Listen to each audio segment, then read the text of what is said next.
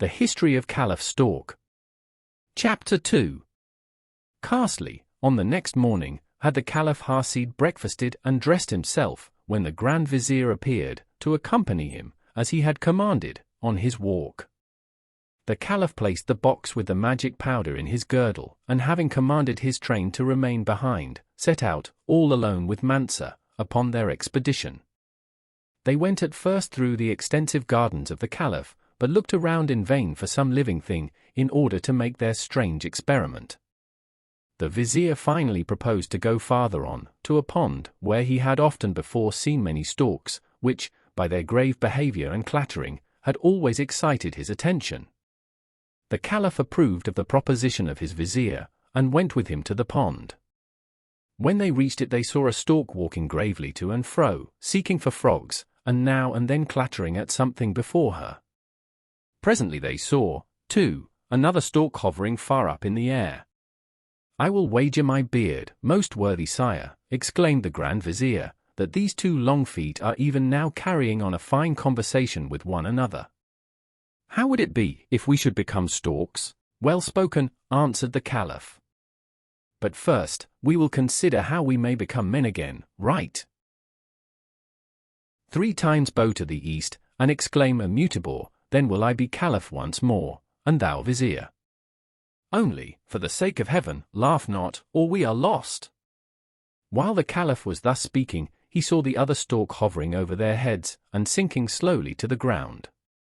He drew the box quickly out of his girdle, and took a good pinch, then he presented it to the Grand Vizier, who also snuffed some of the powder, and both exclaimed mutable.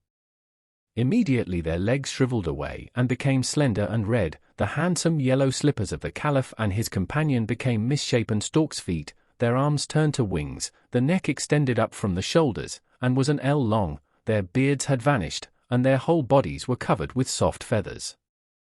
"You have a beautiful beak, my Lord Grand Vizier," exclaimed the Caliph after long astonishment.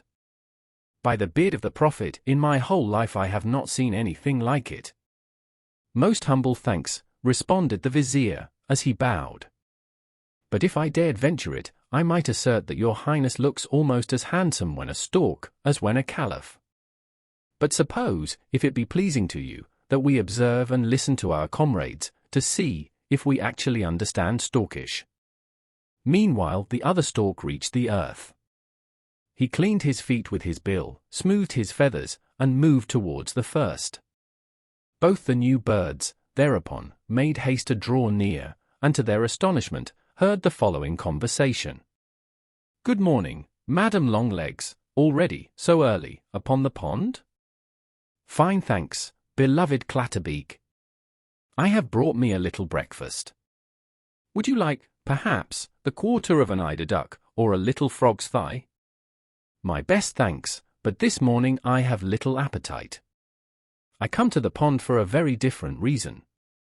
I have to dance today before the guests of my father, and I wish to practice a little in private."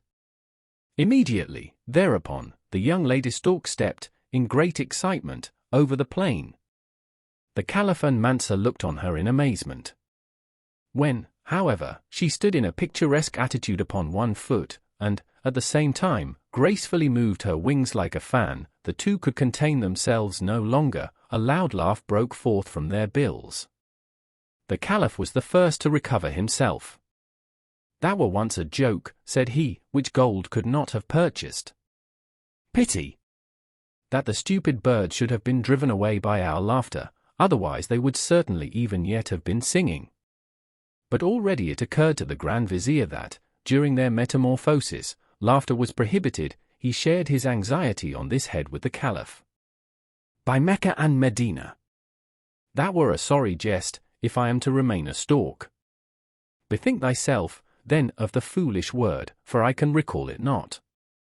3 times must we bow ourselves to the east, and at the same time say, moo, moo, moo." They turned to the east, and bowed so low that their beaks almost touched the earth. But, oh misery! That magic word had escaped them, and though the Caliph prostrated himself again and again, though at the same time the Vizier earnestly cried moo moo, all recollection thereof had vanished, and poor Hasid and his Vizier were to remain storks.